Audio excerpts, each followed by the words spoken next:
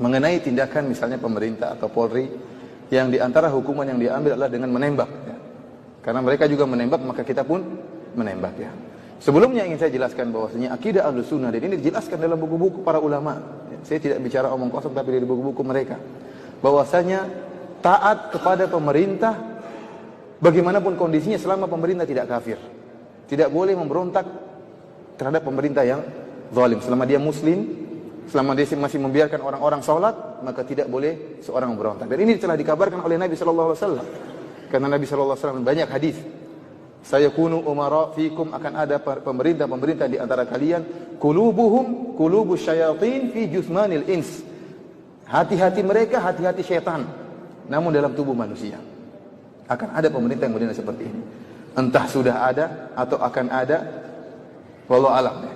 Kemudian Nabi SAW juga dalam hadis yang lain mengatakan syiraru a'immatikum alladzina yal'anunakum wa tal'anunahum wa yad'una 'alaikum wa tad'una 'alaikum. Seburuk-buruk pemimpin kalian adalah para pemimpin yang melaknat kalian dan kalian melaknat mereka. Dan mereka mendoakan kecelakaan bagi kalian dan kalian juga mendoakan kecelakaan bagi mereka. Maka para sahabat bertanya, "Afala nunabidhuhum bisayf ya Rasulullah? Apakah boleh kami memberontak mereka, perang mereka?" Kata Rasulullah SAW, "La illa an tarau kufran buwahan indakum minallahi fihi burhan." Tidak boleh sampai kau lihat dia benar-benar kafir baru kau lakukan. Dia pergi misalnya merubah agamanya atau dia menginjak Al-Qur'an misalnya, itu lain lagi ceritanya. Ya, itu lain ceritanya. Para ulama mengatakan, taruhlah pemerintah ini kafir, ini pemerintah kita, pemimpin kita kafir. Tidak mau sholat, mencela Nabi, menghina Allah, menginjak Al-Quran. Pun kalau kita memberontak, para ulama mengatakan ada syarat yang perlu kita perhatikan. Masalah kemampuan, bisa atau tidak. Kalau tidak bisa, sabar. Nabi saja Bilal disiksa, beliau sabar. Ibunya Ammar bin Yasir dibunuh, beliau sabar. Artinya ini sekedar persyaratan sudah ada satu terpenuhi untuk memberontak, yaitu jika dia kafir. Selama dia tidak kafir, bagaimanapun kezalimannya, kata para ulama, tidak boleh memberontak karena pemberontakan pasti mengakibatkan kemafsadatan yang lebih besar. Dan Islam adalah agama yang menimbang antara maslahat dan mudarat, bukan agama hayal, bukan agama asal yang penting perang, asal jalan. Enggak, lihat maslahat dan mudarat. Kalau tidak ada pemerintahan, ada pemberontakan, pasti banyak yang bertumpahan darah. Dan kita sudah contoh-contohnya di mana-mana sekarang, banyak bertumpahan darah. Dan itu tidak kita inginkan. Tidak kita inginkan. Ya.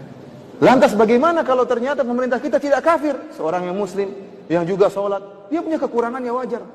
Dia punya kekurangan ya wajar, kita berusaha menasihati dengan cara yang baik.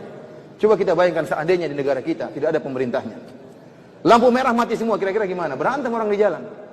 Polisi tidak ada lagi, sakit semuanya, satu kompi semuanya sakit. Orang tidak, subhanallah, bagaimana rusaknya orang, barang-barang dicuri, ini dicuri, macam-macam, ada yang dibunuh, tidak ada yang orang takuti. Oleh karenanya sebagian ulama mengatakan, saya 70 tahun bersama pemerintah yang zalim lebih saya sukai daripada satu hari tanpa pemerintah. Kenapa? Karena adanya pemerintah meskipun zalim, maslahatnya lebih besar. Karenanya kata sebagian ulama, jangan kau bercita-cita untuk membangun suatu rumah dengan menghancurkan kerajaan. Jangan. Kalau kau ingin bangun rumah dengan mengorbankan kerajaan, itu kesalahan. Ingin membangun sesuatu yang islami tetapi negara hancur, ini tidak benar seperti ini. Ya. Mengorbankan sesuatu yang besar hanya ingin bangun sesuatu yang kecil, dan kenyataan yang ada terjadi demikian. Keamanan tidak ada, kemudian ketakutan, ya, kemaksiatan semakin merajalela, orang bisa melakukan dengan seenaknya. Oleh karenanya akidah Ahlussunnah wal Jamaah ini diperintahkan oleh Nabi SAW, ya, taat kepada pemerintah meskipun pemerintah tersebut zalim, selama pemerintah tersebut tidak menyuruh kita untuk maksiat. Kalau dia menyuruh kita untuk maksiat, kita tidak taat.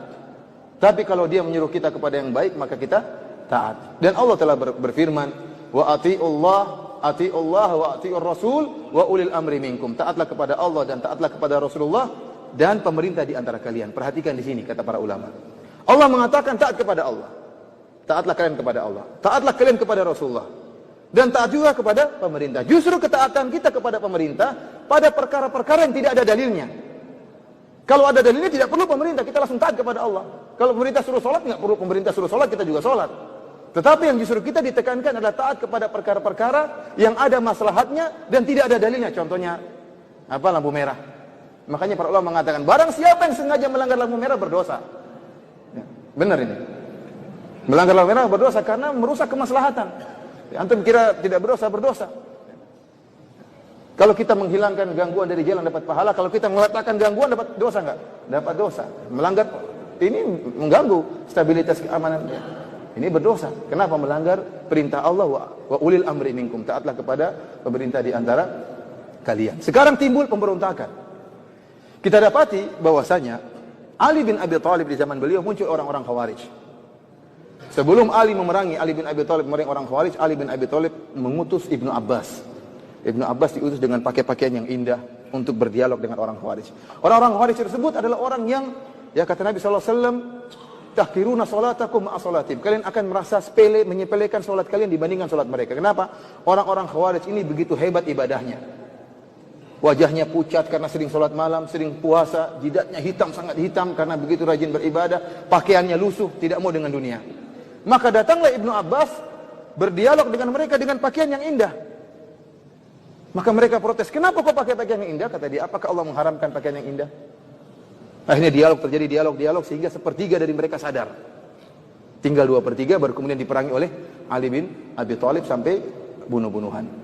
Intinya para hadirin, terutama pertanyaan yang disampaikan oleh Bapak tadi, ya, bahwasanya kalau memang kondisinya mengharuskan untuk membunuh mereka, ya, maka dilakukan. Jika memang itu mengharuskan, jika tidak kita lawan mereka, maka mereka akan semakin melakukan pembunuhan, maka kita menjalankan perintah pemerintah dan ini memang ada kemaslahatannya.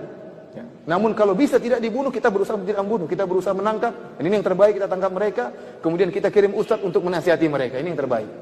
Tapi kalau memang kondisinya tidak mungkin kecuali dengan cara begitu, maka kalau tidak kita membunuh mereka yang membunuh kita ini, maka diperbolehkan dan tidak mengapa. Wallahu a'lam bishawab.